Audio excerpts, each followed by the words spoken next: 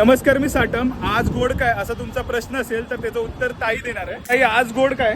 Chocolate modak. ताई बरोबर चर्चा करत होतो, वेगवेगळे फ्लेवर आहेत. ते पाहून मला जरा वेगळं वाटलं की रसमलाई सुद्धा आहे त्यामध्ये ना. तर आता ताई आपल्याला इंट्रोड्यूस करेल की कुठल्या कुठल्या प्रकारचे फ्लेवर आहेत ते. हा आहे मिक्स बेरी, हा आहे स्ट्रॉबेरी, हा आहे पाइनएप्पल, हा आहे ऑरेंज, हा रसमलाई, पिस्ता आणि मँगो. इंटरेस्टिंग गोष्ट कशी आहे माहिती आहे, उत्सवाला हा जो चॉकलेटचा रंग आलेला आहे ना तो खूप भन्नाट आहे.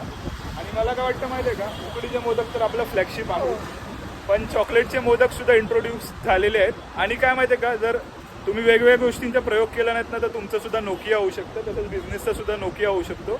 उकडीचे मोदक आहेत पण चॉकलेटचे मोदक सुद्धा ट्राय केले पाहिजेत. या बाबतीतला ना एक इंटरेस्टिंग फॅक्ट सांगतो.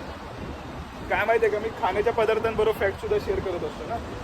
तर मला असं वाटलेलं की आपला जो खादाड भारत देश आहे तो चॉकलेट पण जास्त खात असेल, त्यामध्ये पण खूप जास्त असेल प्रमाण, पण तसं नाही आहे. आपण फक्त पूर्ण वर्षभरात एक भारतीय फक्त 100 ते 200 ग्राम चॉकलेट खातो. आणि त्याच वेळेला युरोपचं कंपॅरिझन झालं ना तर 5 ते 9 किलो चॉकलेट एक युरोपियन माणूस एका वर्षामध्ये खातो. तर ह्याच्यात आहे ना ॲक्च्युअलमध्ये जेली सुद्धा आहे वाटतं, स्ट्रॉबेरी.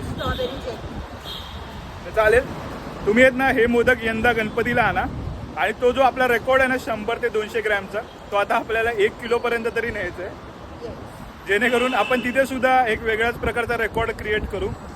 बाकी जपून गोड खा, पण ताईचे हे जे मोदक आहेत हँडमेड ते घेऊन गोडवा सर्वत्र पसरवायला बिलकुल विसरू नका. आणि हर हर महादेव.